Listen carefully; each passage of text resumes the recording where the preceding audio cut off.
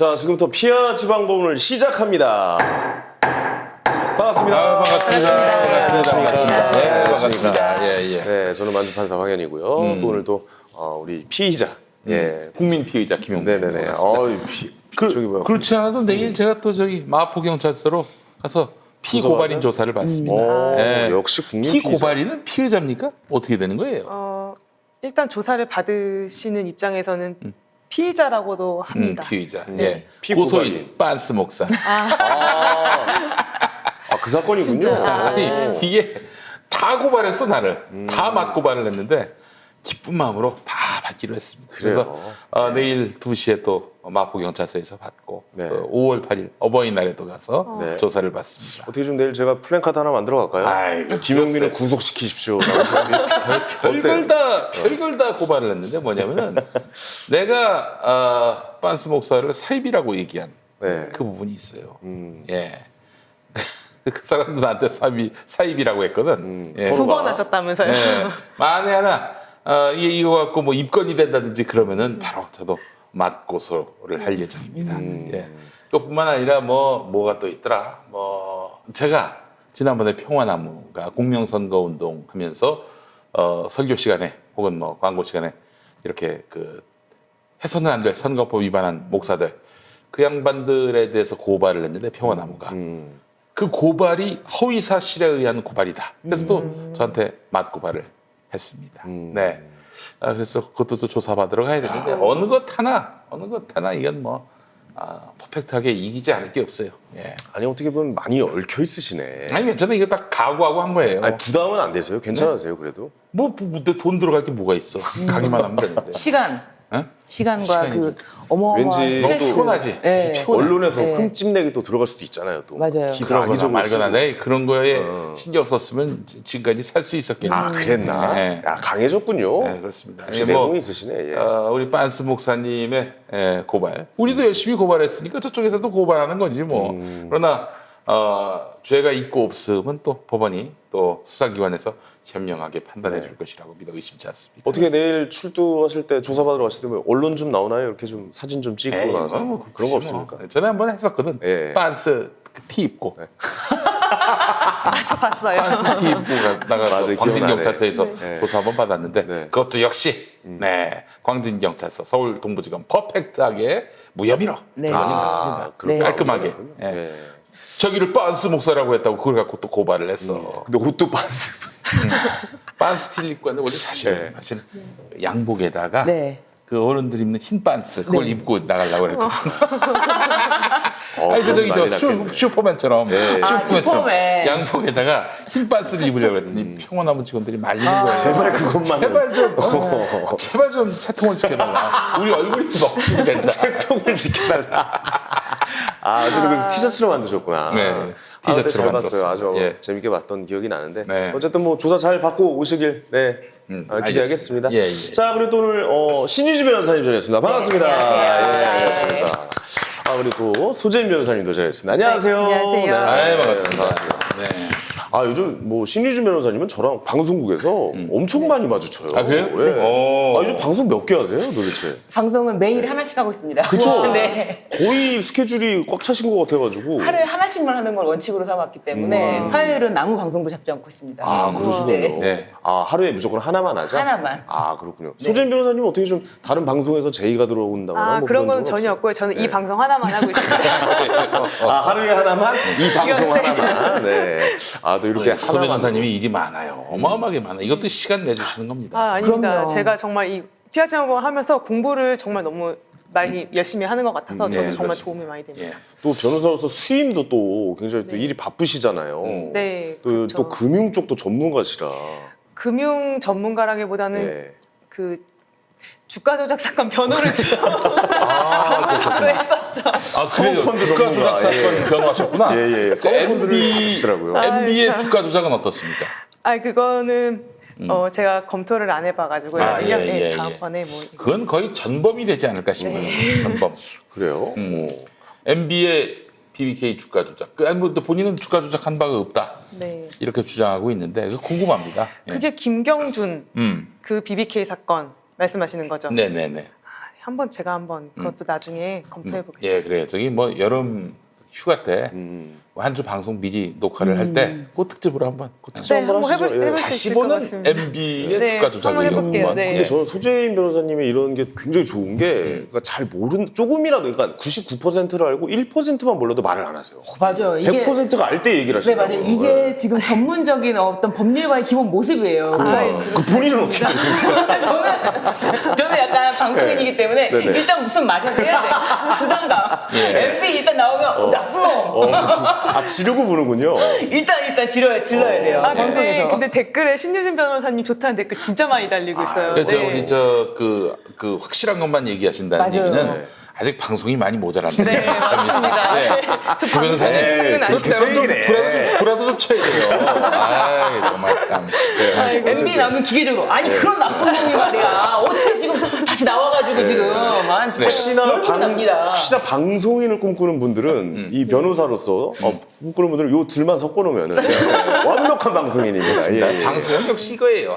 아무리 뭐 털어줘야죠. 연전연승하더라도 예. 이게 이러면은 좀 예. 아쉬움이 있어. 전문 용어로 말이죠. 마가 뜨면 안 됩니다. 맞으면 안 돼요. 1초라도 마가 뜨면 안 돼요. 계속 털어줘야 이제 됩니다. 오디오 빌 때 바로 치고 나가야 아, 돼요. 오디오 비면 안 됩니다. 계속 질문해야 됩니다. 네. 네. 질문을 머릿속에 한 1000개씩 외우고 있어야 돼요. 아, 예. 정말. 계속 질문할 수 있게. 예. 그리고 어떤 질문에도 다 답할 수 있어요. 답해야 네. 됩니다. 맞아요. 예, 예. 전문가로서. 아, 이걸 좀 뻐꾸기라고 하죠. 뻐꾸기. 예. 그렇습니다. 예. 뻐꾸기가 돼야. 예. 예. 어떻게 소재인 변호사님, 김정은 사망설에 대해서 어떻게 생각하십니까? 뭐든지 다 털어야 된다니까 계속 막아뜨면 안 이렇게 된다니까. 훈련시키시는 건가요? 그렇지. 스파르타식 훈련. 그러니까 한번 슬쩍 한번 생방송 중에 한번 던져봤습니다. 어떤 리액션이 나오실지. 예예. 아이고. 자, 아니, 오늘- 예전에 김구라 씨가 그 예전 기억하시나요? MBC 그 생방송 중에 바지를 확 내린 언니. 카우치 카우치 사건. 예. 음악 중심인가요 그때? 거기서 예, 그랬던 것 같아요. 생방송 중에 아, 맞아요. 그래. 바지를 확 내렸어. 속옷까지. 아, 그때 난리 모르시는구나. 났어. 몰라요? 네, 그런 난리 사건이 났었어요. 아, 그때 군대 가셨어? 그때 군대 가셨어. 아, 그래요? 군대 가셨어요? 아니, 한국 사람이도 아는데, 이 사건은? 예. 모르시는구나. 아, 그때 그때 이제 공부할 때였나 보다. 고시 공부할 때. 제가. 그래요? 그때 이제 김구라 씨가 이 건과 관련해서 누군가 물어봤어요. 그 생방송 봤냐? 아, 그 동영상을 봤냐? 네. 했는데 김구라 씨 뭐라고 답했는지 아십니까? 뭐라고 여기서 했습니까? 진짜 이 양반은 거의 프로를 넘어선 신이다. 방송의 신이다. 야, 내가 그 XX의 XX를 봐서 뭐하니? 아니 개콘을 봐서 뭐하니? 예. 대받아치기. 예, 대받아치기. 아, 역시. 그걸 내가 봐서 뭐하니? 그러니까 모든 국민, 예. 모든 국민이 다 저 생각이니까 화가 난 거 아닙니까? 예. 아, 근데 김구라 선배는 진짜 너무 재밌으세요. 탁월하십니다. 진짜 그 양반이 탁월하신 것 같아요. 예. 인터넷에서 고생을 많이 했기 때문에 네. 이 형이 개그가 안 돼요. 내공에서. 개그가 안 되는 게 꽁트. 아니라 연기가 안 돼. 연기요. 연기가 안 돼. 맞아, 맞아. 연기도 안 되고 성대모사도 안 되고 그렇다고 뭐 무슨 몸으로 웃기는 거 그것도 안 돼요. 맞아요, 맞아요. 예. 이게 말과라였던 거죠. 그래서 이 IMF 때 SBS가 그때 전속제도 아니었습니까? 맞아요. 잘랐어. 잘랐고 그 뒤로 이제 본인이 이제 DJ를 하면서 이게 또 실력이 인정받아가지고 KBS 라디오 DJ를 하게 되고 네네. 그러면서 이제 맞아요. 오늘에 이르게 된 거죠. 예. 그래서 제가 좀 팟캐스트에서 열심히 또, 예, 또 준비하고 있지 않습니까? 네, 예, 예. 그래요. 또 오늘 또 김영민 TV에서 또 이렇게 열심히 내공을 닦고 있는. 예. 이게 나로 연결시키니까 표정이 안 좋네요. 열심히 해봐라. 뭐 이런 그게 될지. 더욱더 열심히 하도록 예, 하겠습니다. 알겠습니다. 예, 예, 예, 알겠습니다. 예, 광고부터 좀 가시죠. 네, 예, 자 예. 여러분 먼저 그린 스무디, 피타샵 그린 스무디부터 가도록 하겠습니다. 이게 네네. 그 효과를 보신 분들이 많이 계세요. 정말. 예. 아, 많죠. 예. 자, 최근 구매 후기 보겠습니다. 이런 파우더 제품 여러 번 먹어봤는데 맛이야 뭐 요즘 다들 맛나게 만들더라고요. 근데 먹고 나면 이게 밥 대신 될까 할 정도로 뭔가 허한 느낌이 남는데 그린 스무디는 먹으면서 배부르다는 느낌을 받습니다. 신기합니다. 제가 그래서 사실은 이들 잘 안 먹는 이유가 뭐냐면은 네. 이것만 먹었는데 배가 불러. 맞아요. 예. 진짜 그럼 그래. 짜증나나요? 그걸 더 먹어야 되는데. 맞아, 조금 아, 그러니까 이게 저기 뭐야 어느 정도라야지. 예, 맞아. 그냥 뭐 기분 좋다 이 정도여야 되는데 너무 배가 불러. 왜 그런지 모르겠어요. 포만감을 싫어하는군요. 더 먹어야 되니까. 예. 또 하나의 그 구매 후기를 보겠습니다. 50개 벌크로 첫 구매해서 아이와 먹고 이제 6포 정도밖에 남지 않았습니다. 고소하고 무엇보다 씹는 맛이 있는 그런 제품이더라고요. 그렇죠. 아침에 우유에 타서 먹으면 점심때까지 포만감이 가서 식사량을 줄일 수밖에 없습니다. 저녁에 식사를 하면 속이 더부룩했는데 그린 스무디를 먹으니 속도 편안하고 몸도 가벼워집니다. 좋은 제품입니다. 구매 강추. 제가 배가 불러서 포만감 때문에 짜증난다고 했는데 네. 그게 과장법이지. 그럼요. 짜증이 날 리가 있나? 어? 그만큼 배부르다. 배부르다는 얘기예요. 그렇죠. 그렇죠. 예. 예. 제가 이거는 직접 구입했습니다. 그래요. 직접 구입해서 먹고 있는데 네. 사실 이게 여러분들은 뭐야 살 안 빠졌네라고 하시겠지만 저기 내장 비만이 네, 내장 아니, 비만. 제가- 내장 비만. 제가 진짜 예. 주말에 엄청 많이 먹거든요. 거의 막 되게 막 폭식을 하듯이 먹는데 예. 그 다음에 월요일날은 이거로 식사를 합니다. 오, 가볍게. 그래요? 그러니까는 예. 내가 많이 과식을 했다 전날 다음날 굶으면 또 이게 또 다른 그래, 과식으로 그래, 그래. 이어지고 하는 맞아요. 건강에 좋지 않잖아요. 조절을 하는 거군요. 네. 그러니까 이거를 저는 이게 있으니까 이제 과식을 해도 다음에 이거를 먹으면서 조절을 하고 아, 그러니까 근데 더 이상 찌지 않게 만드는. 찌지 않는다. 우리 저 현상 유지. 소재 변호사님 어떠세요? 이거 저 비타샵 그린 스무디. 뭐 저도 살을 이거 빼실 일이 네, 없기 때문에. 저 이거는 너무 좋은 게 맛이 있어서 좋은 것 같아요. 맛이 있어서. 씹히는 아, 게, 그래요? 씹히는 맛이 정말 상큼해요. 네, 네. 고소한 맛도 있고 상큼한 맛도 있고 되게 잘 섞여 있어서 이것만 먹어도 이제 허하지 않은 것 같습니다. 네. 자, 그린 스무디는 김용민닷컴 최고의 히트 상품 중에 하나입니다. 다이어트는 맛있어야 한다는 역발상으로 정말 많은 분들께 만족을 드리고 있습니다. 다이어트는 운동도 중요하지만은 식단이 정말 중요합니다. 제가 뭐 별별 다이어트 다 해봤는데 누가요? 김용민 씨가요. 진짜요? 그럼 다 해봤어. 안 해본 웃기지 않는 다이어트가 얘기를 없어요. 하네. 예. 심지어 그 황제 다이어트 고기만 고기만 먹는 먹는 거. 고기만 먹는 다이어트도 했는데 그래요. 근데 정말 그 먹는 것에 뭔가 좀 옵션을 주지 않는 그런 이런 그 다이어트는 항상 실패하게 돼 있습니다. 그러니까 운동 많이 하고 밥 많이 먹으면 된다. 도로 찝니다. 예. 맞아요. 먹는 게 제일 중요해요. 그 대책이 없는 그런 맞아요. 다이어트는 의미가 없어요. 자, 운동을 많이 해도 식사량 조절에 실패하면 다이어트는 어렵습니다. 하지만 그린 스무디는 따로 운동할 시간이 없는 분들도 하루 두 끼, 네, 한 끼, 내지 두 끼 그린 스무디로 식사를 대신하면 확실한 효과를 보실 수 있어요. 특히 저녁에 그린 스무디 한 포면은 포만감이 생겨서 배고픔의 고통에서도 충분히 벗어날 수 있고 효과도 정말 좋습니다. 자, 코로나19 때문에 운동도 못하고 밖에 나가기 힘든 상황이지만 아무래도 다이어트 하실 분들 계시겠죠. 또 요즘 확진자들이 너무나 많이 맞아요. 늘어서 이해 필요하신 분들 많을 겁니다. 자, 이런 상황에서 고객 사은의 취지로 추가 증정 행사도 진행하고 있습니다. 30포를 구매했을 때는 5포를 더 드리고 60포를 구매했을 때는 10포를 더 드립니다. 자, 그 밖에 재구매 고객분들을 위한 50포, 100포 벌크 판매도 진행 중입니다. 맛있는 다이어트, 오래가는 다이어트, 비타샵 그린 스무디를 김용민닷컴에서 압도적 최저가에 만나보시기 바랍니다. 아니 김용민닷컴은 뭔가 이렇게 항상 얹어주네요. 네. 뭐 30개 사면 뭐 5개 더 주고, 예, 뭐 이런 이게 게 참 좋은 진짜 것 다른 같아요. 어떤 쉐이크보다도 이게 씹히는 맛이 맞아요. 있어가지고 압도적으로 정말 이게 씹으면서 먹으면서 하니까 이 포만감이 사실은 이게 씹지 않으면 그냥 뭐 포만감이 있어도 사람이 좀 되게 우울해지거든요. 그렇죠, 이게 턱이 움직여요. 네, 저장 맞아. 능력. 예. 근데 이거는 씹히는데 이게 동결 건조된 채소하고 과일이에요. 맞아요. 그래서 제가 친구들한테도 많이 권했어요. 우리 회사의 여직원분들이 진짜 많은 분들이 저녁을 굶어요. 날씬한 사람들은 역시 다르더라. 근데 내가 굶으면 안 된다. 이거를 먹어라. 라고 이거를 주니까 다들 너무 좋다면서 이걸 하나씩 다 구매를 하더라고요. 본인이 먹기 싫어서 주는 거 아니겠죠? 네, 추가 본인이 구매를. 먹으면- 추가 구매를 해서. 그 너무 저 굶으시면은 또 저 속이 허해서 또 입냄새가 난다고 그렇기도 하고. 여성들 골다공증도 올려요. 직원들이 다 저녁 굶는데 아침이면 난리 나는 거 아니에요? 입에서 발냄새가 나요. 조심해야 이제 됩니다. 굶으면 안 돼요. 맞아, 굶으면 먹어줘야 안 돼요. 됩니다. 네. 왜냐면 굶으면 골아요, 사람이. 예. 맛있어요 이거. 근데 제가 한 번은 이거를 이제 전 이동이 많으니까 이거를 이제 갖고 다니면서 이렇게 통에다가 갖고 다니면서 이제 두유 한 팩이랑 갖고 다니거든요. 딸아들 캐 먹어야 되는데 타고서는 방송에 들어가서 못 먹었어요. 나왔더니 이제 동결 건조된 이 과일들이 녹았어. 이거는 흔들어서 바로 먹어야 돼요. 타고 오래 두면 안 돼. 아, 그래도 눅눅해져. 녹는군요. 네, 녹아요. 동결 건조된 거라서 씹으면 아삭아삭해요. 그러니까 과자 같아서 맛있어요. 네. 예, 예. 아삭아삭해. 네, 그래서 이제 앞으로 저기 비타샵 그린 스무디 좀 더 여러분들이 많이 사랑해 주시면 씹히는 맛도 좀 다각화를 해서 네. 골뱅이 씹는 맛, 뭐 이런 거. 어때요? 뭘 어때? 네, 말도 안 되지. 말도 있어요. 술안주. 골뱅이 치킨 씹는 맛 비타섭 다이어트 한번 만들어 보라고 기대해 보겠습니다. 이야기를 제가 하겠습니다. 네네. 자, 알겠습니다. 오늘 바로 이야기 시작할까요? 네, 자, 그러시죠. 최강욱 먼저 할까? 청경 씨 먼저 할까? 최강욱. 최강욱 변호사 먼저. 이제 하겠습니다. 네. 예비 의원님이시죠. 네. 예. 네. 근데 이 형님 이렇게 무한 질주해도 되나 모르겠어. 어우. 나는 너무 시원하긴 한데 속으로는 걱정이 돼요. 최강욱을 너무 사랑하는 입장에서 그 형님 정말 멋진 사람이거든요. 다들 그렇게 생각하실 것 같아요. 이게 최강욱 당선인을 보면은 다 시원하다. 원래 그렇게 이제 하시라고 뽑아준 것도 맞는데 걱정되는 마음이 막 앞서는 것도 맞아요. 지금 여기저기서 엄청나게 지금 공격을 하고 있잖아요. 그렇죠. 그래서 지금 뭐 최근에 뭐 기자들과 설전이 있었다.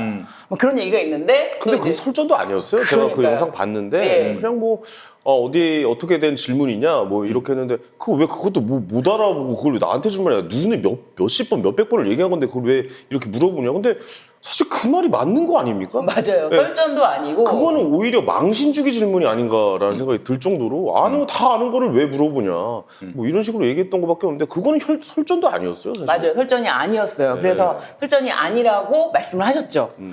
그 얘기를 잠깐 한번 수재민 변호사님 정리해 주시면은 어떠실까요? 그 사건이 이거였죠. 이제 일단은 지난주에 최강욱 당선인 첫 재판이 있었는데 그 공소 사실은 이거였죠. 그 인턴 법무부 청맥에서 네. 그 조국 전 장관의 아들이 인턴한 것이 맞느냐 거기에 대해서 이제 재판을 끝낸 다음에 나와서 이제 다른 고소 고발 사건에 대해서 기자들이 질문을 한 거예요. 근데 그 사건이 뭐냐면 최강욱 당선인이 청와대 공직비서관으로 취임한 이후에 원래부터 가지고 있던 주식 1억 2천만 원어치를 매각하지 않았다. 그러니까 공직자윤리법상 3천만 원 이상의 주식을 보유하기 위해서는 보유하면 안 되는데 그래서 그 주식 보유한 것은 매각을 하거나 일정 기한 내에 매각을 하거나 아니면 백지 신탁을 해야 되는데 그거를 하지 않았다. 이거는 불법 아니냐라는 것을 전제로 이렇게 여기에 대해서 입장을 말해달라 이렇게 최강욱 당선인에게 물어봤는데 거기에 대해서 기자님들은 어떤 의도로 이걸 물어보시는 것이냐. 3천만 원 이상의 주식을 보유하고 있으면 불법이라고 생각하시냐. 근데 거기에 대해서 대답을 안 하시더라고요. 이게 모르셔서 그랬던 건지 뭐 왜 그런지 몰라서 모르는데. 그래, 몰라서. 네. 그래서 거기에 대해서 잘 모르니까 한참 이렇게 얘기를 하시다가 이제 정리를 해주시더라고요. 공직자윤리법상 직무 관련성이 인정이 되지 않고 거기에 대해서 뭐 청와대 윤리위원회 같은 곳에서 이제 승인을 해주면 인정을 해주면 그 주식은 보유할 수 있게 돼 있다. 그렇기 때문에 본인도 승인을 받고 그 주식을 보유한 것이어서 아무런 법적인 문제가 없다라고 이렇게 대답을 해주시더라고요. 맞아요. 그게 팩트고 그 사실에 대해서 어떻게 보면은 다 확인이 된 거고 2018년도부터 이 재산이 다 공개가 돼 있어요. 그럼에도 불구하고 이거를 그냥 물어보는 맹목적으로 거예요. 고발을 했고 네. 이 고발을 하니까 그냥 고발을 한 사실에 대해서 이거는 불법이 있다고 하시는데 입장이 어떠신가요? 그러니까 너무 어처구니가 없으신 거죠. 그러니까 그렇게 안 했으면 청와대에 있을 수가 없잖아요. 그렇죠. 사실. 예. 맞죠.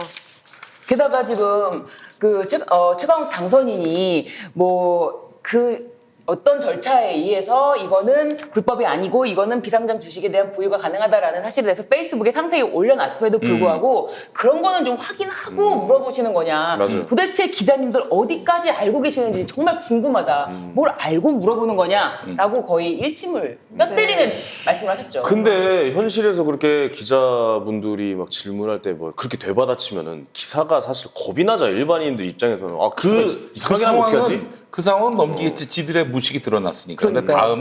다음에 한번 아주- 뭐 하여튼 하나 비판할 걸려라. 거리가 있으면 어. 이번에 당한 것까지 곱하기 2배로 그렇죠. 아마 매도하고 공격할 겁니다. 되치기 당하는 거죠. 예. 근데 이해는 해요. 기자분들이 그런 입장이 이해는 가요. 왜냐면 저도 이제 뭐 친한 기자 형들도 있고 뭐 그분들과 가끔 뭐 소주도 한잔 하고 뭐 그러긴 하는데 근데 그분들이 그렇게 안 하면 위에서 조지잖아요 또. 그 사람들이 너 그 왜 질문 이거밖에 못하고 뭐 야 뭐 안 해 뭐 가서 해야 되고 뭐라도 잡아야 될 거 아니야 막 이런 식으로 위에서 또 얘기가 나오니까 그래서 그러는 것인가 과연 왜 안 해도 될 질문들을 거기서 하고 망신주기를 하고 있나? 저는 망신주기의 네. 의도를 갖고 질문을 한 것 같아요. 이게 뭐 불법이라는 거에 대해서 불법을 인지하고 안 하고 모르고 안 하고 안 모르고를 떠나서 알고를 떠나서 그냥 망신주기용의 질문을 준비해 놓은 거예요. 세팅을 한 거죠. 이런 고발 들어왔는데 입장 어떠십니까? 그러니까 예를 불법은 들어서 어떠십니까? 국민들이 느끼기에 네. 3천만 원의 주식을 부당이익으로 그러니까 3천만 원 주식 갖고 있으면 안 되는데 왜 그런 갖고 것처럼. 있었냐라는 네. 뉘앙스를 주듯이 맞아요. 물어보는 그 거죠. 뉘앙스로 네. 물어봤죠. 당연히 아니라고 할 테고 네. 그럼 국민들은 당연히 아니라고 하겠지라고 할 테고 네. 그 그림을 노린 거 아니겠습니까? 네. 그렇죠? 예, 예. 그러니까 이제 참 이 나라 기자들이 너무 염려가 되고 참 한심한 이유는 뭐냐면은 빼박 진실을 갖고 와가지고 묻는 게 아니라 그 진실에 대해서 연구할 생각, 의지가 없어요. 그러니까 논란이 될 만한 사실을 갖고 와서 물어보는 거지. 네. 그럼 상대방이 그거에 대해서 거침없이 답변하면서 기자한테 쫑크를 준다? 이런 사례가 거의 없습니다. 왜냐면 또 나중에 자기를 욕할 수 있기 때문에 에이 그런 거 아니고요. 웃으면서 맞아요. 넘어간다든지 혹은 뭐 답변을 안 해요. 왜냐면 답변을 하는 순간 구차한 변명으로 또 비춰질 수 있고 그러니까요. 그걸 또 그렇게 악용한다고. 맞아요. 예. 그래서 아예 답을 안 하고 그냥 들어가는데 최강욱 형은 뭐 그냥 다 하시더라고요. 뭐 그냥 뭐 속사포처럼 쏟아내면서 개망신을 주는데 내가 만약에 그런 입장이다 그러면은 다음에 또 이놈들이 별로 중요하지 않은 이슈를 갖고도 침소봉대해가지고 나를 망신을 줄 텐데 이 염려 맞아요. 이 염려가 사실 있어요. 근데 그 형은 뭐 그러든지 말든지 싸우겠다 이런 거 아니에요. 아유 그러다 너무 부러지는 거 아닌가 염려가 됩니다. 예. 그래서 사실은 이런 심리를 알아요. 그 나름대로 정치인이 된 사람들, 공직자가 된 사람들이 언론 기자하고 접촉했을 때 언론 기자들이 진짜 비리와 부조리가 있어서 물어보는 것이 아니라 그 논란거리만 갖고 가져와서 물어봤을 때 이런 테스트를 하는 거예요. 야, 너 국회의원 이번 됐는데 우리한테 잘 보여야 된다. 잘 안 보이면은 피곤할 수가 있어. 좀 길들이기를 시도한 진짜- 거라고 난 보는 거예요. 진짜 프레스네요. 그렇지. 그거 말 그대로. 프레스야, 프레스. 예. 프레스네. 근데 거기에 이제 굴하지 않고 이제 강욱이 정말 그냥 그러셨네. 부딪혀버렸죠 그냥. 심지어 질문 중에 그런 것도 있어요, 진짜. 첫 당선인 되고 첫 법정에 서셨는데 소감이 어떠냐. 국민들에게 한 말씀 하시라고. 그러니까 이제 범죄자로 단정하고 네. 물어보는 거 아니에요. 네.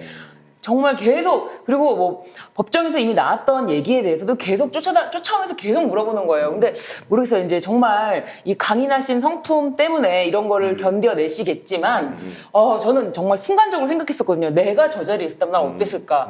저는 솔직히 고백하자면 다리가 좀 떨릴 것 같아요. 네. 저는 근데 분명히 또 이렇게 생각해야 됩니다. 현장에 계속 그렇게 나가서 취재를 하시는 기자분들 중에서 분명 괴리감 느끼시는 분도 계실 거예요. 저는 내가 지금 뭐 하고 있는 거지 이런 생각을 하시는 분들 맞아요. 분명히 있을 있으실 것 겁니다. 같아요. 왜냐하면 이거는 진짜 당연히 아닌데도 질문하는 나는 지금 뭐 하는 것일까라고 맞아요. 괴로워하는 사람이 분명히 있을 거라고 생각이 들어요.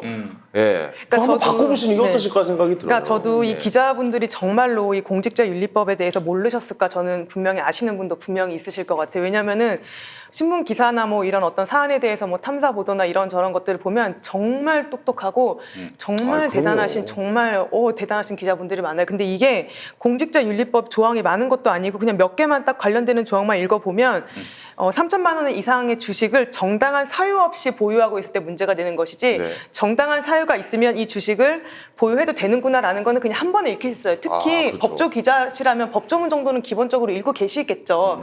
기사를 쓰셔야 되니까. 그래서 속으로는 이거 정당한 사유가 있으면 이거 주식 보유해도 괜찮은데라는 걸 알면서 그냥 지금까지 해왔듯이 검찰이 불러주는 대로 검찰의 고발이 들어간 대로 그대로 질문한 거죠. 아닌 걸 알면서 예. 그렇게 물어보시는 분들도 분명히 계셨을 거라고 네. 생각이 들어요. 그러니까 지금 이 질문이 말이죠. 이 사람한테 궁금해서 무죄 추정 원칙으로 묻느냐. 그게 아니야. 이 사람들은 유죄 추정 원칙으로 묻는 거예요. 네, 맞아요. 예. 그러니까 상대가 무슨 답을 할지 말지 뭐 너무 그 상대방의 답이 궁금해서 물어보는 게 아니라 상대방을 한마디로 망신 주기 위해서. 답정너 아닙니까? 맞아요. 네, 그렇죠. 취재를 위한 질문이 전혀 아니었어요. 네. 네. 그 결국에는 최강욱한테 마이크를 들이대는 거는 너 한번 변명해 봐라.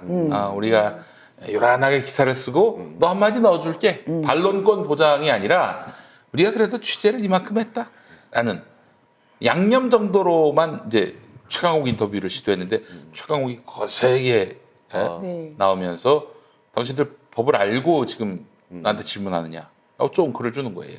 저는 그 개인이 소신이 있다면 앞으로도 문화가 좀 바뀌어서 그렇게 얘기할 수 있을 때는 다 얘기를 하는 것이 맞다고 보거든요. 연예인들도 마찬가지죠. 저는. 자기가 잘못 안 했는데 무조건 사과하라고 해서 사과하지 말고 본인들의 소신에 맞게 얘기를 했으면 좋겠다라는 생각이 좀 들고 그래서 그런 저는 기자와의 자리도 그래요. 그런 이 시덥지 않게 그 취재원을 상대로 해가지고 유죄 추정 원칙으로 마이크를 들이대는 이런 언론이 조선일보밖에 없었어요.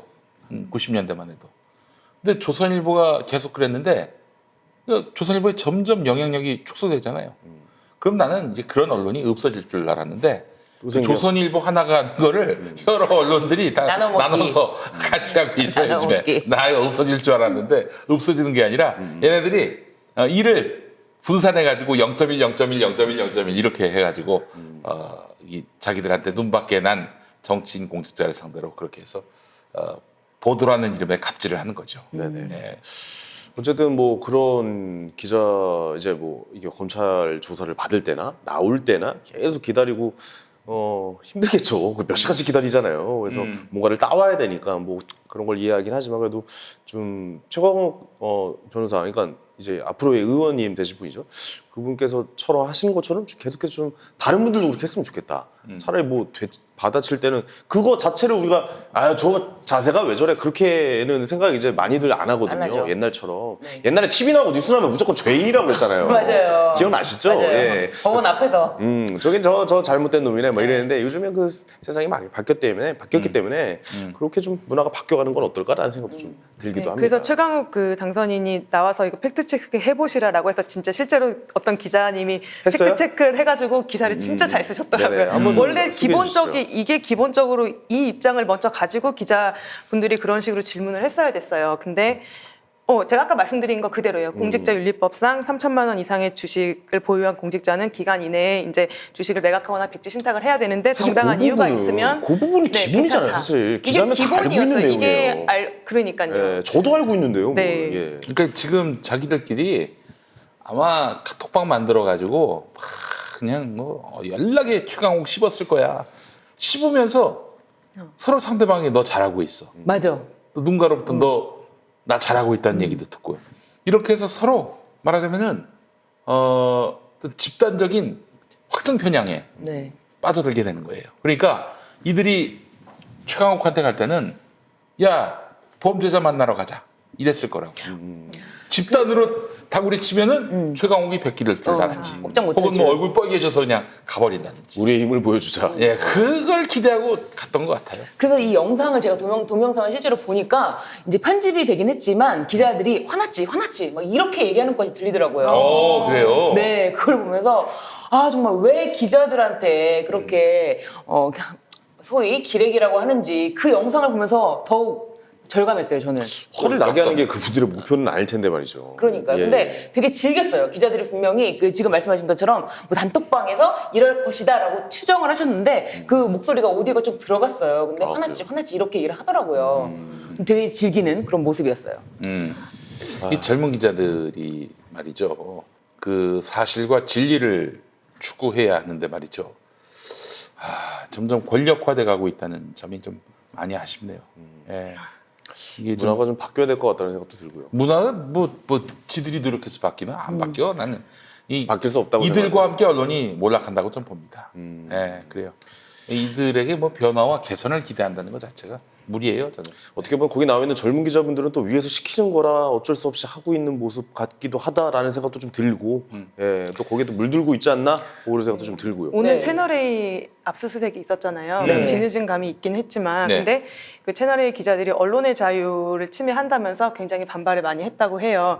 그런데 그 기자들 언론사의 언론의 자유가 인정되는 이유는 공정한 보도를 통해서 국민들의 알 권리를 보장하기 때문에 그렇습니다. 그것으로서 민주주의의 가장 기본을 형성하기 때문에 그게 언론사의 그 언론의 자유가 인정이 되는 것이거든요. 그런데 그 채널A 사건이나 이 최강욱 보도에서도 볼 수 있듯이 어떻게 보면 좀 언론이 한쪽에만 편향되어서 뭐 정경심 교수님 재판에서도 이따 얘기를 하겠지만 어느 한쪽의 말만 보도를 하면서 국민의 알 권리를 보장하는 것이 아니라 오히려 국민의 알 권리를 침해하는 그런 측면도 있다고 저는 보이거든요. 그런 측면에서 보면은 그 채널A 기자들이 언론의 자유를 주장하면서 반발한 것은 좀 저는 맞지 않는다라는 생각이 듭니다. 그 채널A 기자에 대해서 그 유시민 이사장님이 그렇게 얘기를 하는 거예요.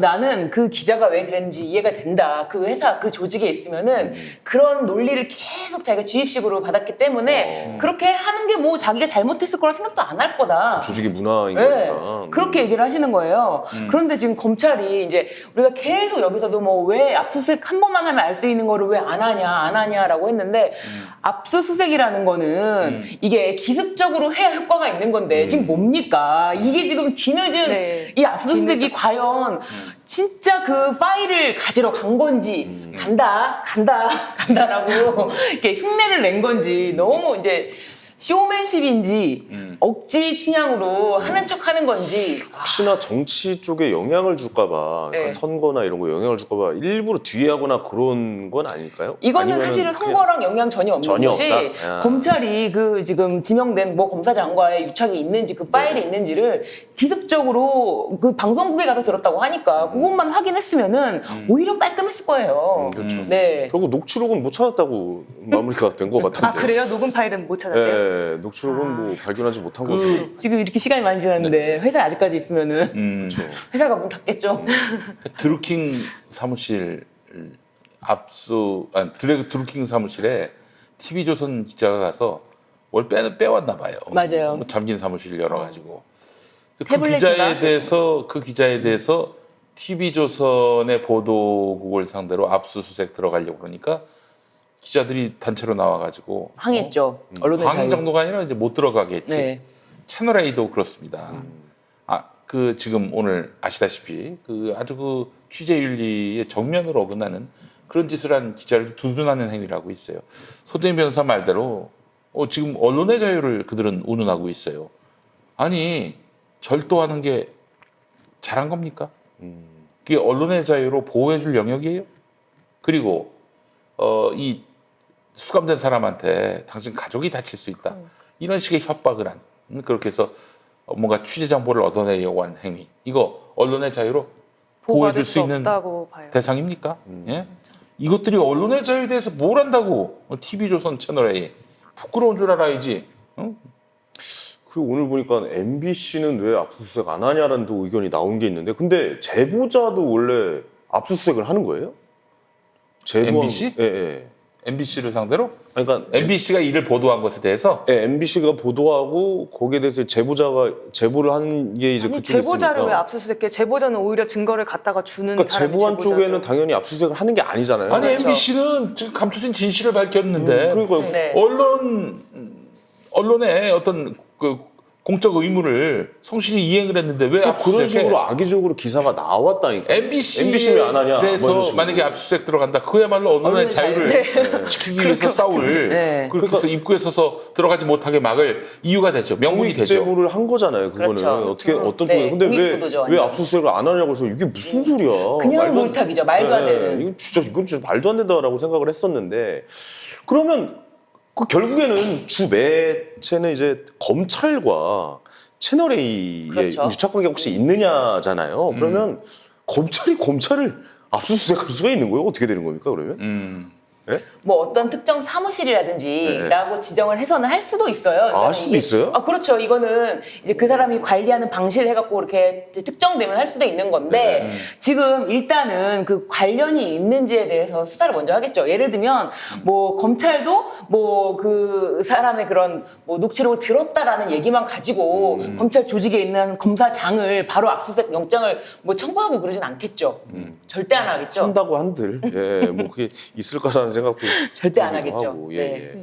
그러면 압수수색해서 결국 얻은 것은 일단 제일 중요한 것은 쇼죠, 쇼. 예, 없는 건데 그냥 우리 압수수색 했잖아 맞아. 라는 거를 좀 보여주기 위한 그쵸. 거라고 봐야 그나마도 되나요? 이렇게 김용민 TV든 계속해서 아니 왜 그거를 압수수색해서 가지고 오면 간단하게 해결될 일을 왜 해결하지 않고 뭐 감찰을 한들 내부 조사를 한들 이렇게 시간을 지체하냐라는 비판이 있으니까 진짜 제가 봤을 때는 먹지 춘향으로 가서 이런 모습을 보여줘야 그나마 이제 자신들에게 돌아오는 화살이 덜하지 않을까 싶어서 그냥 보여주기 식으로 한 것 같아요. 보여주기 식일 네. 것이다 네. 라고 말씀을 하신 지금 거군요. 이 알겠습니다. 지금 예. 이 언론들이 완전히 망가져가지고 이 사실을 보도하는 것이 아니라 자기들의 편의 이익을 위해서 지금 온몸을 던지고 있어요. 예.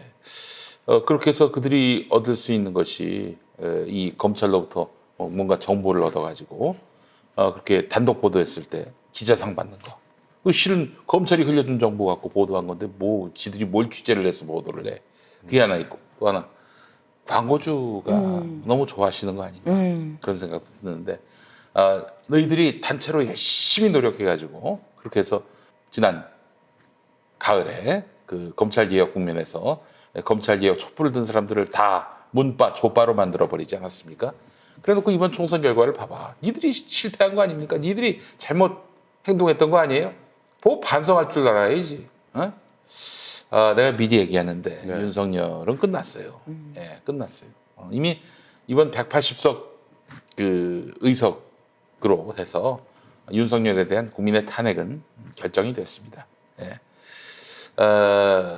또 하나 제가 얘기하고 싶은 게 있어요. 기자들한테. 자꾸 저 진중권이하고 편 먹는데 진중권하고 나중에 분쟁 상태가 되면은 당신들 골치 아파집니다. 어떻게 씹힐지 몰라요. 예. 그것도 진중권 교수님이 또 돌아설 수가 있으면 또 상대를 하게 되면 또 골치 아파지죠. 아니 사석에서 얘기한 걸 가지고 기사가 그걸 다 나중에 기사가 페이스북에 올려가지고 상대방을 공격하는 용도로 써요. 지금까지 그 사람과 같이 어울려가지고 친했던 사람들, 김규황부터 시작해가지고 줄줄이 다 원수가 된 거 아닙니까? 유시민까지 아마 저는 노회찬 대표께서 살아계셨다면 노회찬 대표도 씹었을 거라고 저는 생각합니다. 맞아요. 예, 진중권이. 근데 나는 그분은 정말 약간 이슈가 되는 것을 캐치해서 그거에 앞서 자기 이름이 앞에 앞글자로 세 글자로 나오기를 바라는 마음에서 정말 이 네 글자라면은 관심 그거죠. 관심 종자. 그 이제- 그렇게밖에 안 보여요. 이제 진중권의 문제는 뭐냐면은 이게 나이가 들면 말이죠. 지금이야 뭐 우리 두 변호사님이나 황현희 씨나 또 괜찮은 언론인들은 팩트 중심으로 사고를 하려고 하잖아요. 팩트 중심으로 사고를 하려고 하잖아요. 나이가 들고 진중권처럼 되면요. 팩트가 중요하지 않아. 디테일이 중요하지 않아. 내가 어느 포지션에 서야 나한테 득이 될 것인가 여기에 관심이 있습니다. 디테일로 들어가자니 피곤하거든. 살펴봐야 될 게 많거든. 귀찮아. 그러니까 포지션을 잘 잡으면은 계속해서 언론에 의해서 괜찮은 사람으로 이렇게 포지셔닝을 할 수가 있어요. 이슈가 그러니까 되고. 예컨대 지금 진중권이는 자기가 진보 논객으로 알려졌단 말이야.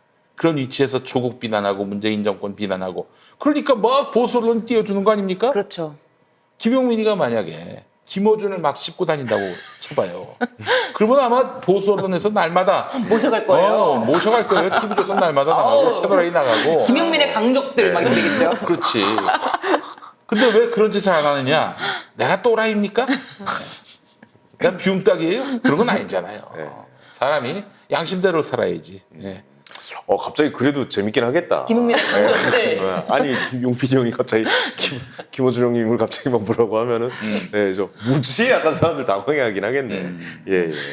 알겠습니다. 네, 최강욱 첫 재판, 최강욱 당선인 첫 재판에서 좀 짚어보고 싶은 게 저도 하나 네, 있었는데, 재판 얘기 좀 해볼까요? 예. 네, 일단 그 많은 분들께서 궁금해하시는 것 같기도 하고 이게 명확하게 해명이 된 것 같지는 않은 그런 게 있는 게 뭐냐면 과연 최강욱 당선인이 피의자 소환 통보를 받은 것이냐, 참고인 소환 통보를 받은 것이냐. 참고인 소환인. 그렇죠. 그래서 이게 최강욱 당선인이 기소가 된 때가 언제냐면 2020년 1월 23일 검찰 중간간부 인사 발표 직전에 네네. 피의자 소환 조사도 없이 불구속 기소가 된 건데 이때 저희 피하지방법원에서도 다뤘는데 이성윤 서울중앙지검 중앙지검장을 패싱하고 기소한 바로 그 사건이 이제 최강욱 네네. 당선인 사건이에요.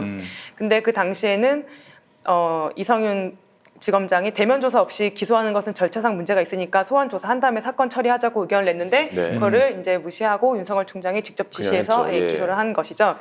근데 이제 지금 인터넷상으로 많이 돌아다니고 있는 게 최강욱 당선인에게 갔던 소환 통보서예요. 오. 출석 요구서. 네네. 근데 저도 이걸 한번 검토를 해봤거든요. 근데 진짜 굉장히 어려워요. 이런 식으로 검찰이 사건 처리를 하나 저도 진짜 잘 모르겠어요. 결론이 변호인이 그러니까 잘 모를 정도면 검찰 사건 사무규칙도 보고 별표도 보고 많이 검토를 해봤는데 정말 애매한 게 인터넷에 검색해 보시면 다 보실 수 있을 거예요.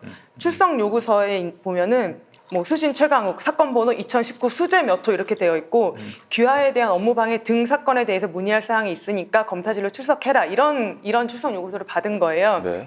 근데 검찰은 이거죠. 출석 요구서에는 피의자 소환장에 표시가 되는 미란다 원칙이나 아니면은 출석에 불응할 시에 체포하는 그런 내용이 들어가 있으니까 이거는 피의자에 대한 소환 요구서였다라고 이렇게 얘기를 하거든요. 그런데 그 검찰 사건 사무규칙의 별표에 따르면 그 출석 요구서가 서식이 있어요. 그런데 서식에 따르면 형제 번호가 피의자에 대한 출석 요구서에는 형제 번호가 들어가요, 먼저.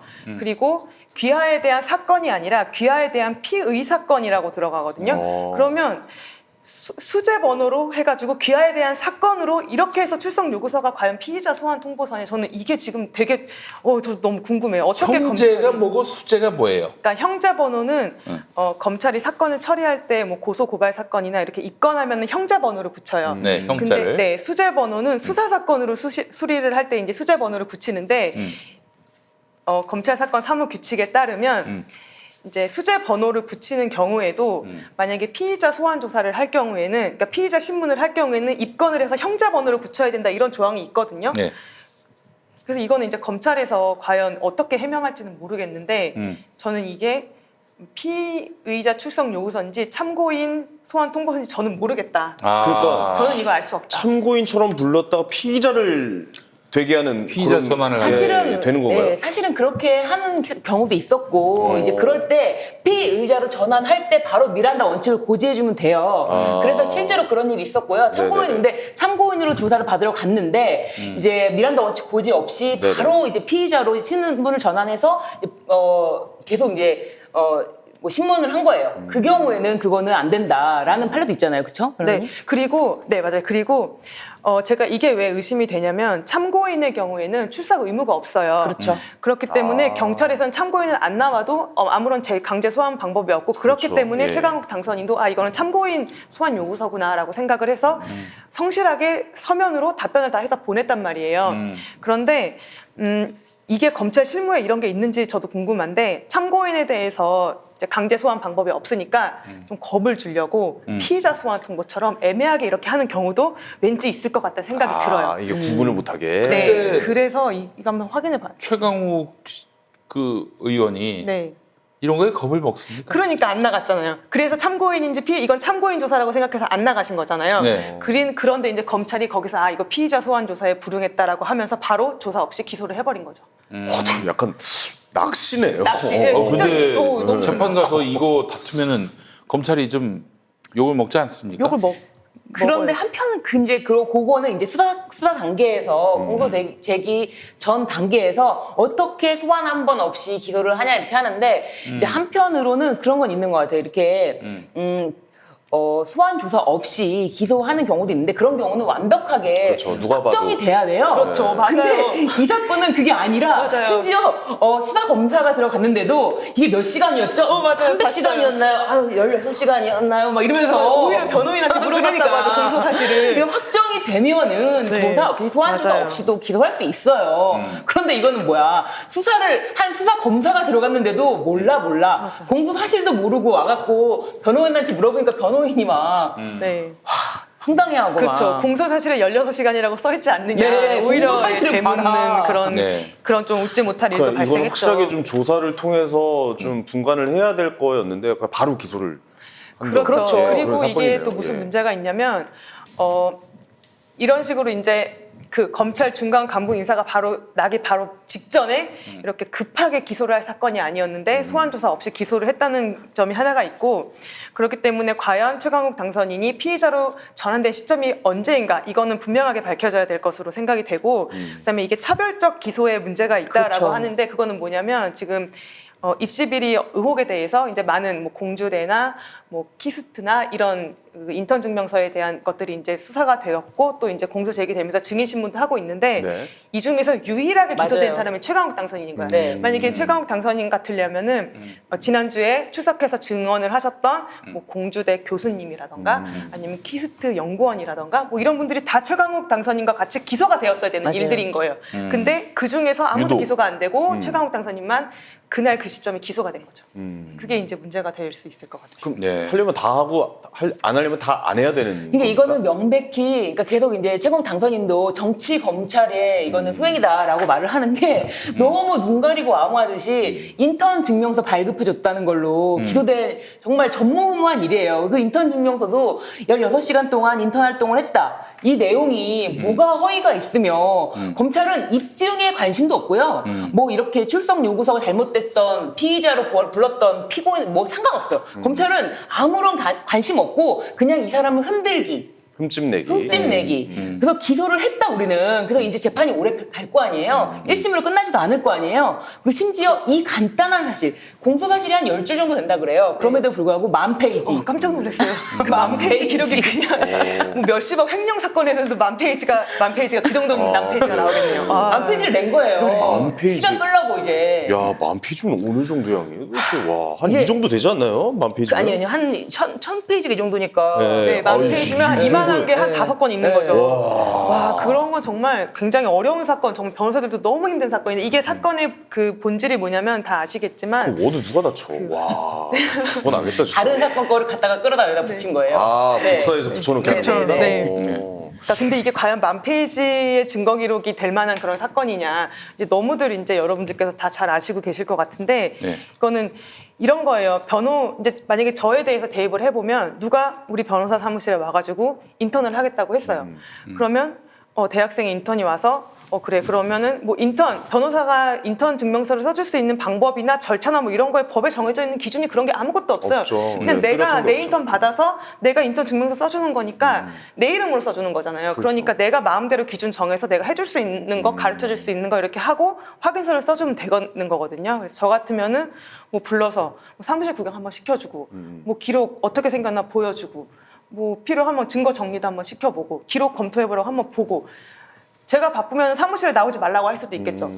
그러면서 이제 나중에 이제 정리하면서 뭐 인턴 하는 거 뭐 재밌었니? 뭐 나중에 뭐 우리 사무실 한번 지원해봐. 뭐 이러면서 확인서 그냥 써주면 그러니까 끝인 거죠. 인턴 증명서 같은 경우는 웬만하면 좋게 써주잖아요. 웬만하면 좋게 왜냐면 써주는 그 친구의 그쵸. 경력에 남는 거고 어디다가 인턴 개인 낼 때 자기소개서 같은 거 낼 때 그런 거 적잖아요. 그렇죠. 그래서 좋게 써준단 말이에요. 사실. 그리고 그게 이 변호사 사무실 인턴 증명서라는 게 뭐 신진 변호사님께서도 뭐 잘 모르실 것 같아요. 이게 과연 얼마나 대학 입시에서 중요한 건지 저는 몰라요. 그게 어떻게 작용할지 몰라요. 왜냐면 그냥 저희 통상적인 생각으로는 법 전환 뭐 간다고 그럼 당연히 리트 성적이나 학부 때 성적이나 영어 성적이 중요하지. 뭐 이런 인턴 증명서가 뭐가 중요하겠어? 별 생각이 없을 것 같아요, 네. 사실은. 근데 그거를 한번 써줬다고 만 페이지 넘는 기록을 받는 그런 황당한 일이 발생을 한 거죠. 네.